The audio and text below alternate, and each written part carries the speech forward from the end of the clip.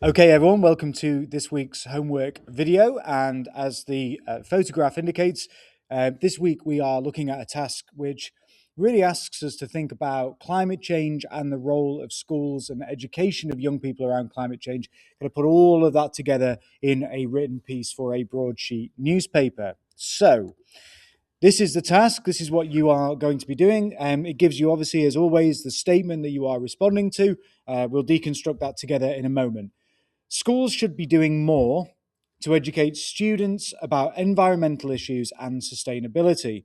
And then we get the reference to climate change. Every young person should be encouraged to help tackle climate change and protect the future of our planet.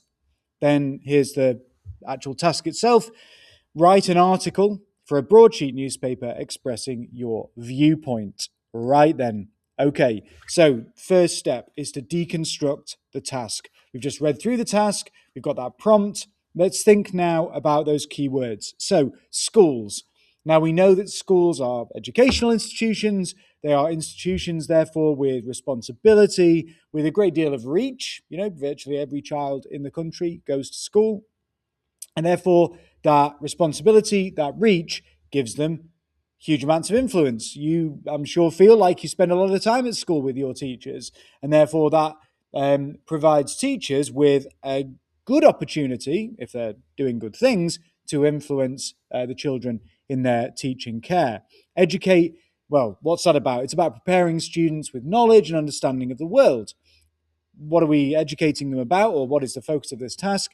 Well, environmental issues and sustainability. So really that is a question of kind of the long-term survival of the planet, the long-term survival of human beings as a species, the long-term survival of all of the ecosystems that support life on Earth. And therefore, we have to be thinking on that systemic or systems level, all of the different interlocking systems, climate systems, systems around ecosystems and biodiversity, systems of food, systems that relate to how we actually power the activities that we engage in and generate electricity. All these different systems, systems of trade and economic systems, all these different systems are kind of intertwined within these issues. Right, it says every young person. So I put moral universality.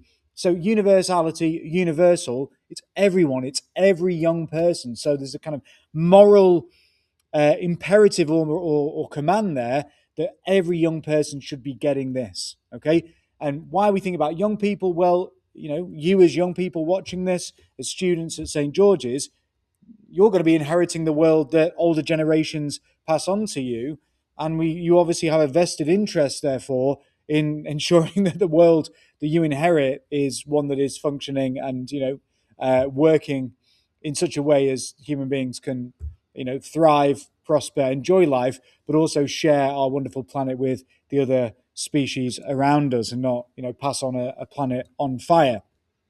Okay, encouraged. So it should be encouraged. That's about responsibility. If you're encouraging someone, you kind of you're not punishing them into submission. You are trying to promote the idea that they should have responsibility. Tackle climate change. Well, tackle, really active, very dynamic verb. That tackle climate change. It's about action, not just sort of, oh, I'm a bit worried about this, but I'm going to do absolutely nothing to try to address the issue. Protect the future. Right. Well, we know we're talking about really high stakes. We're talking about survival, the ability of species to survive. We're talking about the possibility of mass extinction, the destruction of ecosystems, and the diminishing of biodiversity. So we've got some really high stakes. This is really serious stuff we're writing about. And we know that there are various sort of tipping points where if we don't tackle climate change now, I mean, should have done this a long time ago, but if we don't deal with the issues that we're facing now, there's a sort of tipping point where we can't kind of go back. Yeah, there comes a point where we can't fix the problem we've caused. So really the key takeaway here is this question is asking you as a student what responsibility institutions have in preparing young people for the environmental crisis that we are living through. Now, it says a broadsheet newspaper. We can't just assume you know what that means. And also these days, a lot of people don't read a newspaper, okay? They get their news off their phone. Now, broadsheet newspapers, there's a picture there on the right-hand side. they're serious, they're formal, they kind of assume that you are well educated. They tend to be argument driven rather than sort of sensational, sort of celebrity focused stuff that you might find in a tabloid newspaper. And examples of broadsheets are Guardian, the Times, the Telegraph. Tabloid newspapers, something like the Sun, okay, the Mirror. Those are tabloid newspapers. So, because you're asked to write an article for a broadsheet newspaper, you should have that really formal and controlled tone. It should be about developing your ideas and your arguments carefully, logically, not just being kind of ridiculously exaggerated or sort of making things really sensational and exciting for the sake of making them exciting. It needs to be thoughtful, balanced, informative, authoritative. So, with well evidenced references to statistics and research and so on. That's what we would expect to find in a broadsheet newspaper. Okay, turning words, the words that we've just read from the question, those key words, and deconstructing those key words, thinking about what they mean, we then turn those into thinking questions. So here are some questions that emerge. What would happen if young people aren't educated about the climate crisis, about climate change? Who should carry responsibility for action around the environment? Is it just individual people? Is it schools? Is it governments? Is it all three?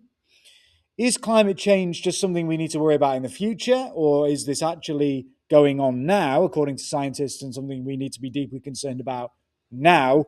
And what sort of future lies in store for us if we delay and we don't take action? Okay, there's inaction, so not taking action. So there's a series of patterns that emerge if we ask those questions. So if education doesn't address climate change properly, then we get this spreading of ignorance and a sense of apathy, a kind of, oh, well, what can we do attitude. So that's going to really lead then to our first argument. Environmental education is a moral and social responsibility. And you can see, just like we argued with the charity task not that long ago, and also how we argued around fast fashion, social responsibility, people caring about other human beings and the world around them, is really, really important. Therefore, if we delay responsibility, if we ignore our responsibility, then the damage is only going to deepen, it's going to get worse and worse, and eventually forms of environmental damage become irreversible. They can't be reversed. And so then that leads us to the second argument, which is we've got to do something about climate change now rather than just endlessly like putting it off because it's politically or economically awkward. So remember, we extract our big ideas from the questions that we ask. We don't just sort of invent the ideas by looking at the task, thinking of what it's demanding of us, asking questions around it. From that, we develop our big ideas. That's the process. That's what we need to do. Now, maybe a new word here, and I think this is particularly appropriate and pertinent to this task. Okay, so we're all familiar with the idea of the Aristotelian triad. Okay, pathos, logos, ethos. But there are lots of other elements of rhetoric which we shouldn't overlook, and one of them is kairos. Okay, now kairos is the idea of timeliness of an argument. Okay, to put it another way, it means that your argument is sort of being made at a good time or a time when it feels like it's a really, really important time to make that argument. But it can also involve the idea of stressing that we need to act now, and therefore we're arguing by stressing the urgency. You know, we've got to do something now, okay, rather than in 6 years. Okay, when people go on a protest, on a march, okay, they chant, "What do we want?" Whatever it is they're marching about. When do we want it? And what does everyone chant? Now. Okay, they don't say, "What do we want?" Whatever it is they're marching about. When do we want it in a couple of years' time? You know, if that's all right.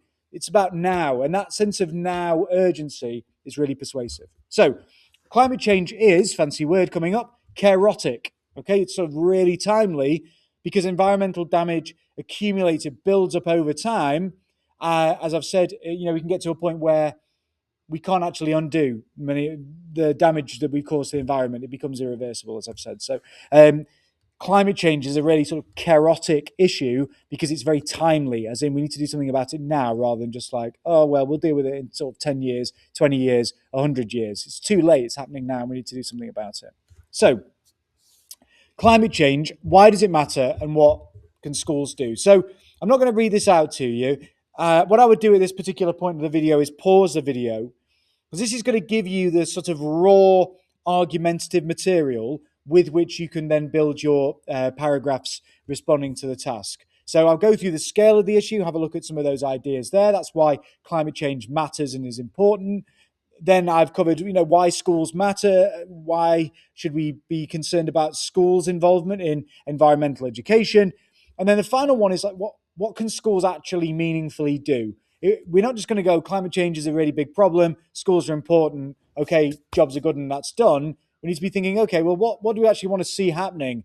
We can list problems, but we also need to be stating solutions. So again, coming up with practical solutions is a really core part of how we structure our responses in paper 2, question 5. Okay, so this is a kind of bridge to the planning grid. Over the next sequence of slides, I'm going to go through the sections of our plan, and I'm going to give you ideas and prompts to help you plan your response separately and linked in the description in the notes from this episode will be a link to a PDF of the sentence scaffolds, but I've not put the sentence scaffolds in the video. The sentence scaffolds will only really make sense if you watch the video in full and then use the sentence scaffolds. If you just sort of go straight to the scaffolds, you'll be confused. Okay, so this is going to take us from coming up with those ideas to then the actual planning grid, which is in your exam preparation booklet. So broadly speaking, in the simple terms of the planning grid, and to really simplify that planning grid, an introduction: why does climate change matter? Why does the environment matter?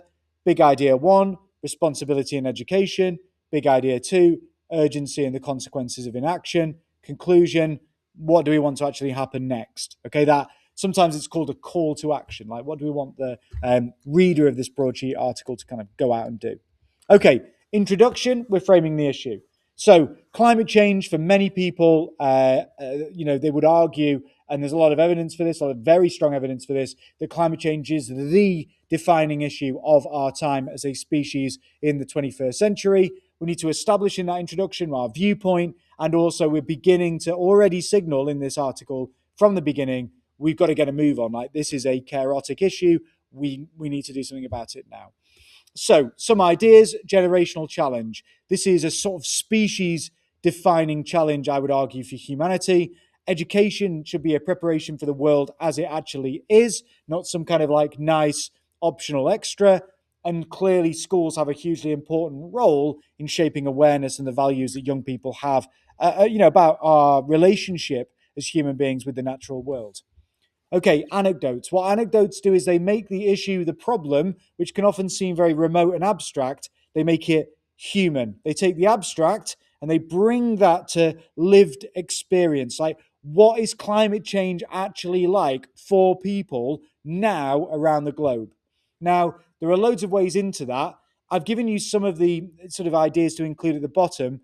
I would include an anecdote about watching something, seeing something around a flood, a heat wave, a wildfire, or maybe to do with pollution, that makes concrete, physical, like almost experiential, what's going on with climate change. Because when you use the phrase climate change, it's not very emotive. It's quite abstract. It's very conceptual. But if you're talking about people being trapped in a wildfire, if you're talking about the destruction to people's homes and livelihoods caused by a flood or a wildfire, if you talk about people dying unnecessarily because of a heat wave, well, that's different, isn't it? That's showing the human cost. And that's way more persuasive than just saying, oh, climate change is a really important issue.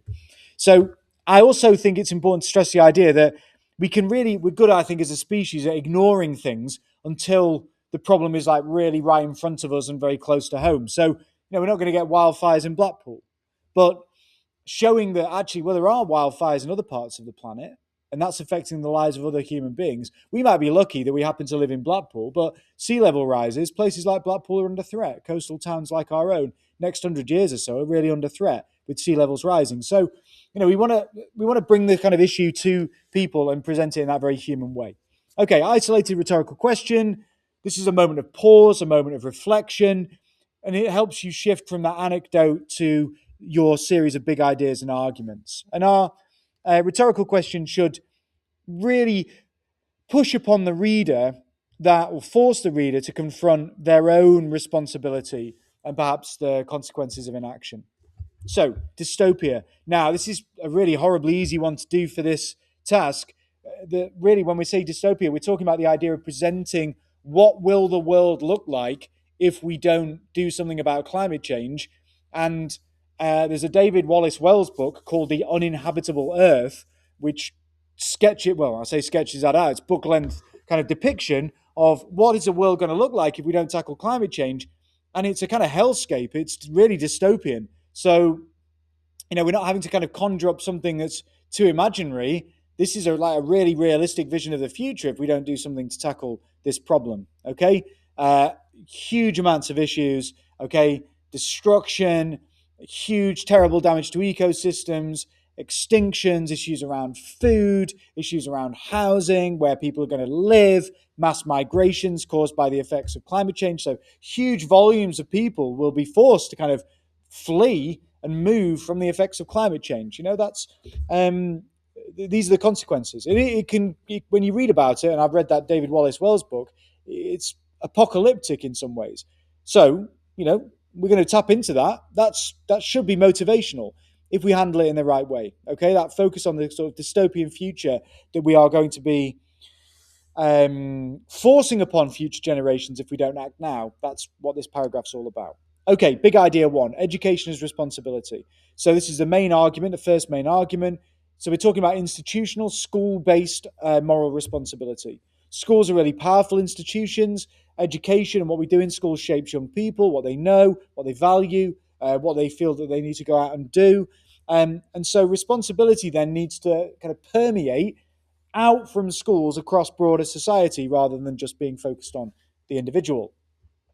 So within this big idea, this is part of big idea one, we're thinking about the scientific evidence of climate change. Okay, all of the extreme weather events that scientists, climatologists say are essentially linked to the changing climate, that we're getting more and more extreme weather events, more and more heat waves, more and more flooding, more and more forest fires, and so on. And all of these issues have a disproportionate impact on vulnerable communities, particularly in global south countries. So generally speaking, poorer countries around the world are the countries that are generally more at risk. It's just kind of quirk of our planet that it tends to be that poorer countries are the ones, global south countries are the ones that are more at risk of the impacts of climate change than the global north, wealthy countries like our own, and other European nations. Okay, so what's the solution then in big idea one? Okay, climate education is like a core part of the curriculum. Sustainability taught in schools. How can we lead sustainable lives taught as a life skill? And also, I suppose, encouraging schools being places that encourage informed, realistic environmental action, things that we can do ourselves, in our family, in our household, in our community, and so on, to address the environmental challenges posed by climate change. Okay, big idea two, though, is what if we don't act? So we need to be talking about urgency and timing. This is the really sort of chaotic paragraph, okay, and section of our article. And it will be future generations, it will be our children and our children's children that will bear the cost of inaction. And we don't want to miss these opportunities for prevention, to delay the kind of worsening of long-term consequences. I mean, we can't afford to delay. We've got to do something now. That's what we're going to argue. Okay, within this, we're going to have an expert voice and an imperative. So we have an expert voice, an academic, a climatologist, okay, who's going to give their environmental expertise. It also makes us as authors seem more credible and authoritative on the topic, bearing in mind that's going to be very important for we're writing in a broadsheet newspaper for a broadsheet newspaper reading audience who are going to expect us to know what we're writing about and to demonstrate that through expert voice. Okay, we also want imperatives, pushing for change. It needs to happen now. It's got to happen rather than, when do we want it? In 10 years' time. Not very persuasive. Right, nearly done. Conclusion, wrapping it all up. Thinking about that future, and I think ending with hope rather than despair. If we lay it on really thick about how terrible things are going to be if we don't take action, sometimes, maybe sort of paradoxically, that means people just sort of give up.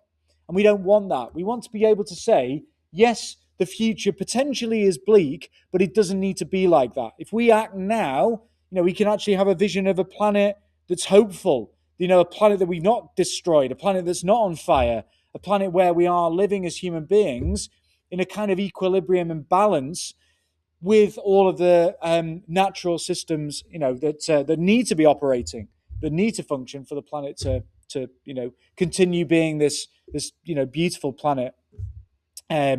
Maybe the only of its kind in the universe. Who knows? Okay, we should look after it. But ties into the work I know that you will have done in RE, for example, around the notion of sort of stewardship of the planet, human beings as stewards of the planet. We're not doing a great job as stewards of the planet. We should be looking after this incredible, gift that we've got of planet Earth. Okay, so quick summary, and then the video is done. Right. So what's the task? Broadsheet article. We're arguing a clear viewpoint. I've given you a viewpoint to argue. This is how I would approach it. We've deconstructed the task. We've looked at those key words. We've thought about the ideas linked to them and also what they demand from us. We're generating ideas. I've given you lots of ideas to help you with this task. Who's responsible? Who needs to act? What happens if we don't act? And why does all this matter now? And then we've got some of those big ideas to be focusing on. Education as a responsibility. Climate change is really urgent. We're linking that to that rhetorical focus on Kairos. Then we've got the structure, classic structure. We've used that loads of times already. It's in your planning grid. And then we're writing with purpose. Every paragraph linked to the task. How are we tackling climate change? What role do schools play? Why does all this matter? And we want that formal, controlled tone. And the sentence scaffolds will assist you with that. Okay, so that is this week's video. Scaffolds are in the description below. So use this video in conjunction with the scaffolds that I share as a PDF, and you'll be able to do a brilliant job with this. I should note that climate change and kind of the environment hasn't really properly come up before, and bearing in mind it is such a sort of pressing issue, could come up in the real exam. So it's important that we've got, this is a metaphor, not, I don't mean literally true, but it's important that we've got figuratively and metaphorically in our back pocket a lot of ideas about climate change and the environment that when it comes to the exam, we can figuratively and metaphorically pull those ideas out and write something really, really meaningful, something really powerful. Okay, so thank you as ever for watching. Hope the video has been useful. And yeah, good luck with your homework.